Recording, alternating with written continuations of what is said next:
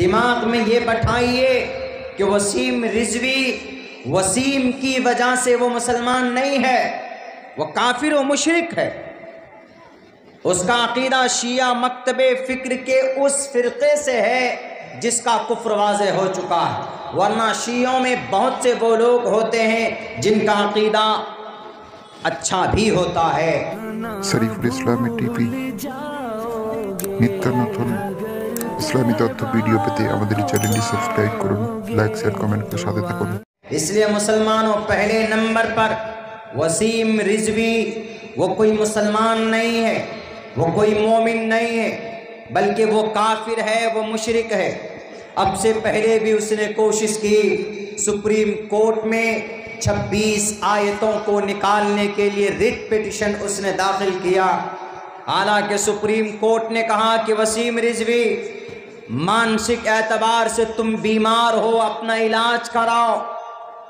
قرآن میں 26 آیتوں کو نکالنے کی بات کرتے ہو، اس کا ایک نقطہ بھی نہیں نکالا جا سکتا، اس لیے کہ وہ دنیا کے اندر کسی انسان کا قرآن نہیں ہے، بلکہ وہ اللہ تبارک و تعالیٰ کے طرف سے بھیجا ہوا قرآن۔ وسیم رضوی کی اس حرکت پر 50,000 روپے کا جرمانہ لگایا سپریم کورٹ نے، اور اس کا ساتھ کون کھڑا؟ وہ ایک لال بجکر صاحب ہے، غازی آباد ڈاسنا کے ایک مٹھ کے سنت جی جن کا نام نرسنگھانند جی ہے، وہ کھڑے ہیں، ان کو پتہ ہی نہیں کہ وہ کیا بولتے۔ وہ ان کے ساتھ کھڑے کہ وسیم بھائی میں آپ کے ساتھ کھڑا ہوں۔ یہ وسیم رضوی ابھی 4 روز پہلے اس نے یہ وصیت کی ہے کہ میں مروں تو میری لاش کو دفن مت کرنا، بلکہ میری لاش کو جلا دینا، بھسم کر دینا، اگنی دینا۔ یہ حرکت کس کی ہوتی؟ ایک مسلمان کی نہیں ہو سکتی، ایک مشرک کی ہوتی ہے، ایک کافر کی ہوتی۔ اس لیے نوجوانوں سب سے پہلے دماغ میں یہ بٹھائیے کہ وسیم رضوی وسیم کی وجہ سے وہ مسلمان نہیں ہے، وہ کافر و مشرک ہے۔ اس کا عقیدہ شیعہ مکتب فکر کے اس فرقے سے ہے جس کا کفر واضح ہو چکا ہے، ورنہ شیعوں میں بہت سے وہ لوگ ہوتے ہیں جن کا عقیدہ اچھا بھی ہوتا ہے، جن کا عقیدہ اتنا تشددانہ نہیں ہوتا ہے جتنا کہ اس کا ہے۔ انہوں نے سب سے پہلے کیا الزام لگائے؟ نعوذ باللہ محمد علیہ السلام ڈھونگی تھے۔ وسیم رضوی کو بتاؤ کہ وسیم رضوی تم نے کہا محمد کے بارے میں کہ وہ ڈھونگی تھے، تمہارا اور نرسنگھانند جی کا اور تمہارے گرگوں کا، تمہارے خداؤں کا اور تمہارے بھگوانوں کا، تمہارے ایشوروں کا، تمہارے پرماتماؤں کا، تمہارے لیڈروں کا اور تمہارے منتریوں کا، سب کا جو خدا ہے، جو پرماتما ہے، جو اللہ ہے، وہ اللہ اپنے قرآن میں کہتا ہے وسیم رضوی جس ذات کے بارے میں آپ بولتے ہو کہ وہ ڈھونگی تھے، وہ جھوٹے تھے، اس کے بارے میں اللہ کیا کہتا ہے؟ وَإِنَّكَ لَعَلَىٰ خُلُقٍ عَظِيمٍ۔ ایک طرف اللہ کہتا ہے محمد کے بارے میں کہ prophet you are an exalted of a character, آپ دنیا کے اندر، آپ اس پوری برہمانڈ کے اندر بہترین اخلاق کے اس معیاری پائیدان پر ہے جس تک کوئی نہیں پہنچ سکتا۔ وسیم رضوی بھول گئے کون کہہ رہا ہے یہ؟ جس نے تم کو منی کے ناپاک قطرے سے پیدا کیا، جس نے تم کو 9 مہینے تک تمہارے گوشت اور خون کے لوتھڑے کو، ہڈیوں کو بنایا، گوشت بنایا، تمہاری خوبصورت ناک اور شکل دی، وہ اللہ کہتا ہے محمد کے بارے میں کہ وَإِنَّكَ لَعَلَىٰ خُلُقٍ عَظِيمٍ۔ اے محمد آپ بہترین اخلاق پر ہیں، آپ بہترین کردار والے ہیں، آپ بہترین اخلاق والے ہیں۔ وسیم رضوی تیری بات مانے یا تجھے پیدا کرنے والے خدا کی بات مانے؟ دنیا والوں یہ جھوٹا ہے، یہ کذاب ہے، یہ ملعون ہے، لعنہ اللہ علیہ الف الف مرات، ہزاروں مرتبہ اس کے اوپر اللہ کی لعنت برستی ہوگی۔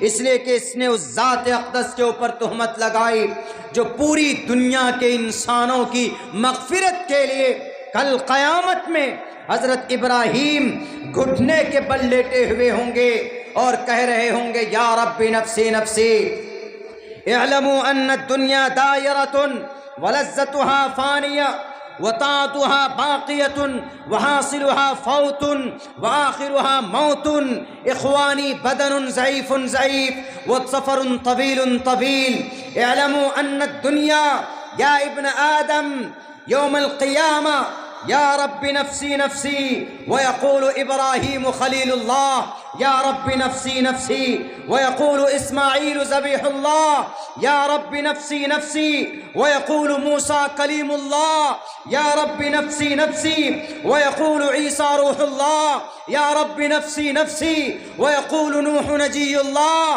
یا رب نفسی نفسی ویقول داود خلیفۃ اللہ یا رب نفسی نفسی ویقول سلیمان صاحب المملکۃ یوم القیامہ یا رب نفسی نفسی ویقول رسولنا ونبینا وہادینا وشفیعنا محمد صلی اللہ علیہ وسلم یوم القیامہ یا رب امتی یا رب امتی۔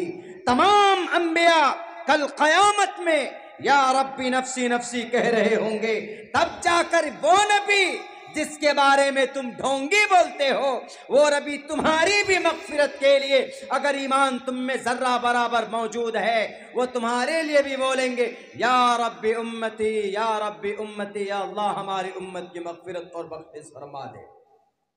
آج ان کو غلط بولتے ہو، کیا کہا اللہ نے وَإِنَّكَ لَعَلَىٰ خُلُقٍ عَظِيمٍ، اور یہ کہا لَقَدْ كَانَ لَكُمْ فِي رَسُولِ اللَّهِ أُسْوَةٌ حَسَنَةٌ۔ اے دنیا کے انسانوں، محمد الرسول اللہ کی زندگی میں تمہیں خوبصورت اسوہ ملے گا، زندگی کیسے گزارنا ہے ایک راستہ ملے گا، ایک میتھڈ ملے گا، ایک سسٹم ملے گا، تمہیں کھانا کیسے کھانا ہے وہ طریقہ ملے گا، تمہیں سونا کب ہے کیسے سونا ہے وہ طریقہ ملے گا محمد کی زندگی میں، اس لیے کہ we have indeed in the messenger of Allah a beautiful character۔ اللہ نے قرآن میں صاف لفظوں میں بیان کر دیا لَقَدْ كَانَ لَكُمْ فِي رَسُولِ اللَّهِ أُسْوَةٌ حَسَنَةٌ، تاکہ ایک ایک انسان کو زندگی گزارنے میں کوئی دقت اور کوئی پریشانی پیش نہ آئے۔ ڈھونگی کہتے ہو، مانسک اعتبار سے بیمار کہتے ہو، مانسک اعتبار سے بیمار تو یہ وسیم رضوی ہے، اس لیے کہ اس کو پتہ ہی نہیں کہ اس ذات اقدس کے بارے میں کیا بول رہا۔ مانسک اعتبار سے بیمار، جو مانسک اعتبار سے بیمار ہوگا وہ عدل و انصاف قائم نہیں کر پائے گا، جو مانسک اعتبار سے بیمار ہوگا عورت کو اس کا سمان نہیں دے پائے گا، جو مانسک اعتبار سے بیمار ہوگا وہ پڑوسی کے حق حقوق کو کبھی بیان نہیں کرے گا، جو مانسک اعتبار سے بیمار ہوگا وہ تو پاگل ہوگا۔ آپ نے دیکھا ہوگا کہ بہت سارے پاگل ہوتے ہیں جو علاقے میں پھرتے ہیں، سڑکوں میں پھرتے ہیں، کہیں پر بھی سو جاتے ہیں، کہیں پر بھی کھاتے ہیں، جو مانسک اعتبار سے یعنی جو ہاف مائنڈ ہوتا ہے۔ لیکن محمد رسول اللہ کے کتنے خوبصورت خوبصورت پیغامات ہیں، صرف قرآن میں نہیں، دنیا کی تمام دھرم گرنتھوں میں نبی پاک علیہ السلام مانسک اعتبار سے بیمار ہوتے تو اللہ تبارک و تعالیٰ نہیں کہتا وَالضُّحَىٰ تَأْمُرُونَ بِالْمَعْرُوفِ وَتَنْهَوْنَ عَنِ الْمُنكَرِ وَتُؤْمِنُونَ بِاللَّهِ وَقَالَ اللَّهُ تَبَارَكَ وَتَعَالَى إِنَّ اللَّهَ لَا يُغَيِّرُ مَا بِقَوْمٍ حَتَّى يُغَيِّرُوا مَا بِأَنفُسِهِمْ وَإِذَا أَرَادَ اللَّهُ بِقَوْمٍ سُوءًا فَلَا مَرَدَّ لَهُ وَمَا لَهُم مِّن دُونِهِ مِن وَالٍ۔ قال النبي صلى الله عليه وسلم أنا خاتم النبيين لا نبي بعدي، وقال النبي صلى الله عليه وسلم من كذب علي متعمدا فليتبوأ مقعده من النار، وقال النبي صلى الله عليه وسلم كفى بالمرء كذبا أن يحدث بكل ما سمع، وقال النبي صلى الله عليه وسلم لا يرحم الله من لا يرحم الناس. وقال النبي صلى الله عليه وسلم من رأى منكم منكرا فليغيره بيده فإن لم يستطع فبلسانه فإن لم يستطع فبقلبه وذلك ضعف الإيمان. رواه المسلم أو كما قال النبي عليه الصلاة والسلام. Praise be to Allah, peace and blessings on the Prophet of Allah subhanahu wa ta'ala, his descendants and all of his companions.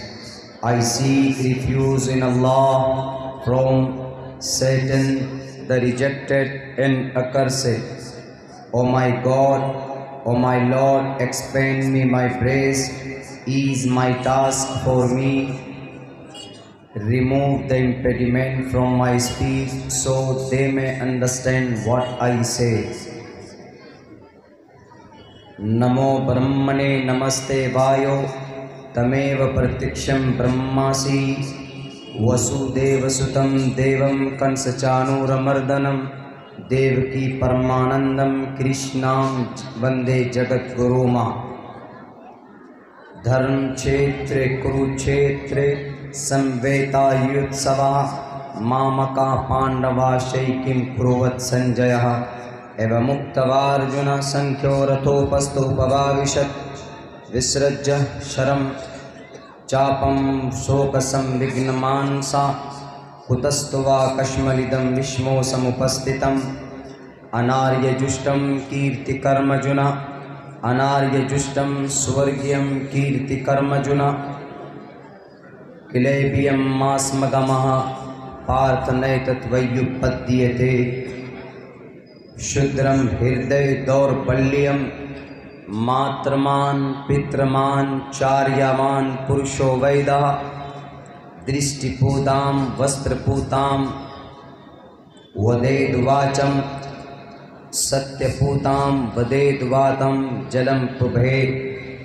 Om Shanno Varuna Shanno Mitra Sham Varuna Shanno Bhavatvaryama Shanna Brahma Shanno Brihaspati. Namo Brahmane Namaste Vayo Tameva Pratiksham Brahmasi. Namo Brahmane Namaste Vayo. Om Shanti, Om Shanti, Om Shanti. صدر جلسہ معزز حضرات علماء کرام، غیور مسلمانوں اور دور تشریف فرما ہماری سماج کی ماں اور بہنوں اور ہمارے نوجوان ساتھیوں، میں نے آپ لوگوں کے سامنے قرآن کریم کی آیت تلاوت کی جس کا تعلق عموماً آخری نبی محمد الرسول اللہ صلی اللہ علیہ وسلم کی ذات اقدس سے۔ اس کے بعد کچھ احادیث میں نے آپ کے سامنے پیش کی ہے۔ مختلف باتیں ان احادیث میں کہی گئی ہے، مگر خصوصاً اللہ کے نبی علیہ السلام کی اوصاف و کمالات اور صفات بیان کیے گئے ہیں۔ اس کے بعد میں نے آپ کے سامنے انگریزی زبان میں دیوان جرمنی اولڈ ٹیسٹامنٹ کے حوالے سے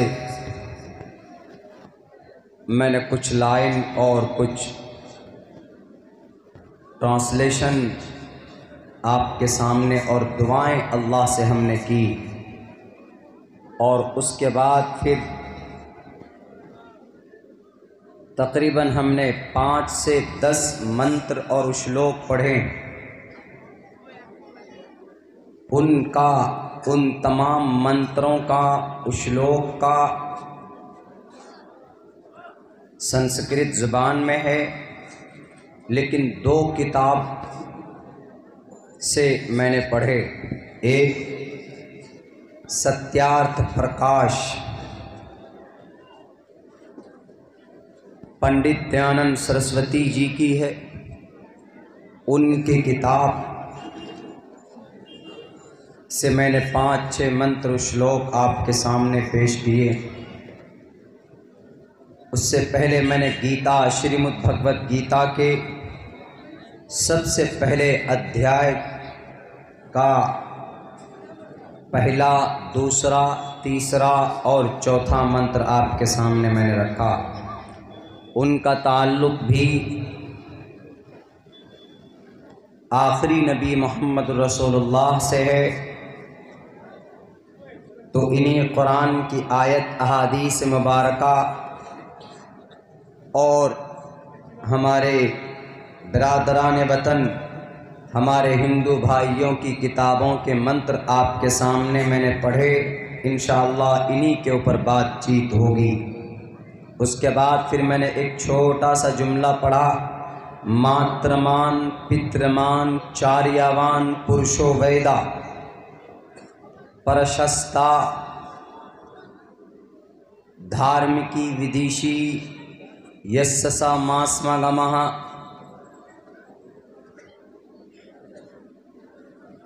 سنسکرت کے الفاظ ہیں، لیکن میں بتاؤں گا کہ ہمارے آج کے جو جنریشن، جو ہماری نئی نسل نوجوان ہیں، ان کی اصلاح کیسے کی جاتی ہے۔ حضرت عبداللہ ابن عباس کی حدیث کو ہم نے سنسکرت زبان میں پیش کرنے کی کوشش کی۔ انشاءاللہ اگر آپ لوگوں کا ساتھ ہوگا تو میں تفصیل سے سمجھانے کی کوشش کروں گا، ورنہ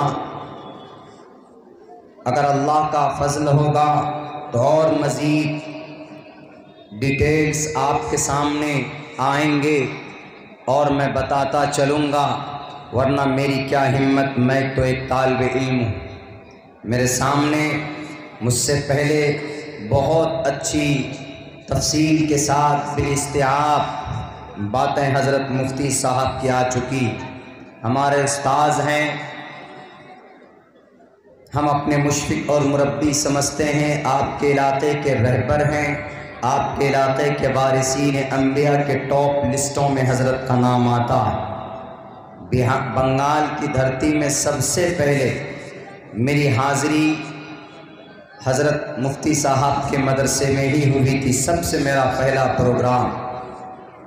اصل تو یہ لوگ ہیں، مسائل کی بڑی بڑی باتیں آپ لوگوں کے سامنے آپ لوگوں کو سمجھانے کی کوشش کرتے ہیں۔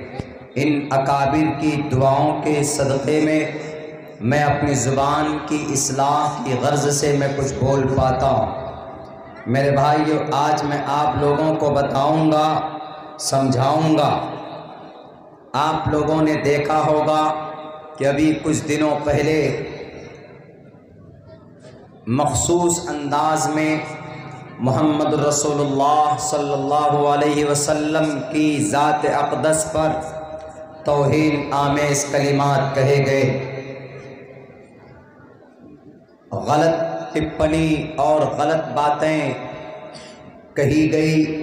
میں قرآن کی روشنی میں، احادیث کی روشنی میں، دنیا کے شاستروں کی روشنی میں ان کی غلط فہمی کو اور ان کی باتوں کا میں جواب دینے کی کوشش کروں گا۔ ہم مسلمان ہیں، ہم مکلف ہیں اللہ کے حکم کے، اللہ کے فرمان کے مطابق ہماری زندگی گزرنی چاہیے، اور ہمارا رول ماڈل، ہمارا گائیڈر اور ہمارا رہنما آخری نبی محمد رسول اللہ صلی اللہ علیہ وسلم۔ مگر کچھ باطل طاقتوں نے مل کر ایک فسادی انسان کو کھڑا کیا اور ان کو کہا کہ تم بولو، تم آخری نبی محمد کی شان میں اناپ شناپ بکو، ڈھونگی کہو، ان کو مانسک اعتبار سے بیمار کہو، اور ان کے اوپر الزام لگاؤ العیاذ باللہ کہ وہ عورتوں کے شوقین تھے۔ یہ 3 بڑے الزام لگائے گئے۔ ایک آدمی بولتا ہے کہ مولانا کنفیوز میں ہوں، کنفیوژن پیدا ہو گئی، کیا واقعتاً اس بندے کی یہ بات پروفیٹ محمد کے بارے میں جو اس نے کہی ہے کیا وہ صحیح ہے یا صحیح نہیں ہے؟ تو صحیح کیا ہے آپ ہمیں بتائیں۔ تو میری ذمہ داری تھی ایک بحیثیت طالب علم کہ قرآن و شریعت ہمارے سینوں میں ہے، شریعت پر کوئی انگلی اٹھائے، نبی اور اللہ کے بارے میں اگر کوئی غلط ٹپنی کرے تو ان کی غلط باتوں کا جواب دینا ہماری ذمہ داری ہے اور ہمیں دینا پڑے گا۔ غلط باتوں کی تردید کے لیے، فسادیوں کے فساد کو روکنے کے لیے آسمان سے حضرت جبرائیل نہیں آئیں گے، کوئی نبی تو نہیں آنے والے، بلکہ ہمیں اور آپ کو کھڑا ہونا ہوگا، اور اللہ ہمیں اور آپ میں سے باطل کے سامنے حق بنا کر کسی کو پیش کرتا۔ اگر آج کی تاریخ میں کسی نے من بنا لیا کہ میں فرعون ہوں، تو اس کو دماغ میں یہ بات بھی رکھنی چاہیے کہ جب فرعون آتا ہے تو اس کے سامنے میں اللہ موسیٰ کو حق بنا کر کھڑا کرتا ہے۔ اگر آج کی تاریخ میں موجودہ وقت کے حکمران اپنے آپ کو فرعون سمجھتے ہیں تو وہ یہ بات بھی جان لے، اللہ کے قرآن کا فرمان ہے جاء الحق وزهق الباطل ان الباطل کان زہوقا۔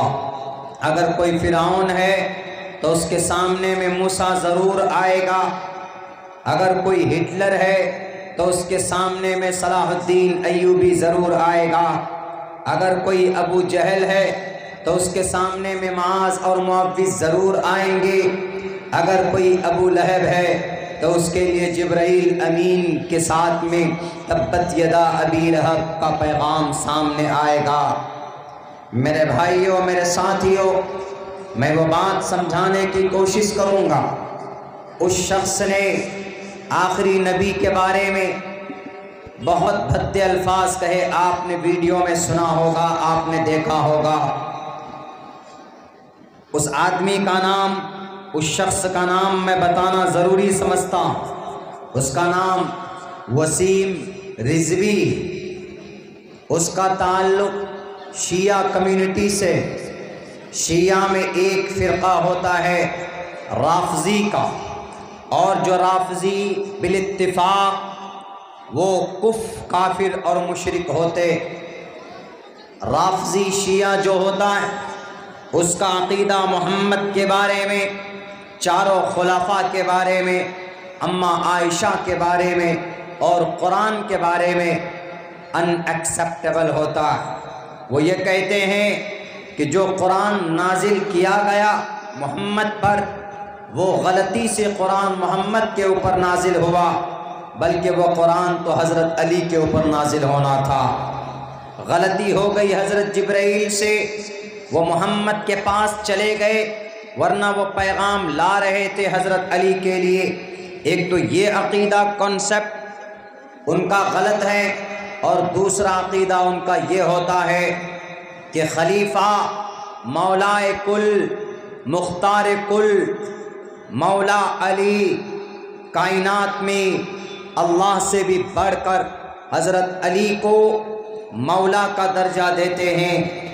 خلفاء میں سے حضرت ابو بکر کو حضرت عمر فاروق کو، حضرت عثمان کو، ان کو نہیں مانتے، وہ تسلیم نہیں کرتے۔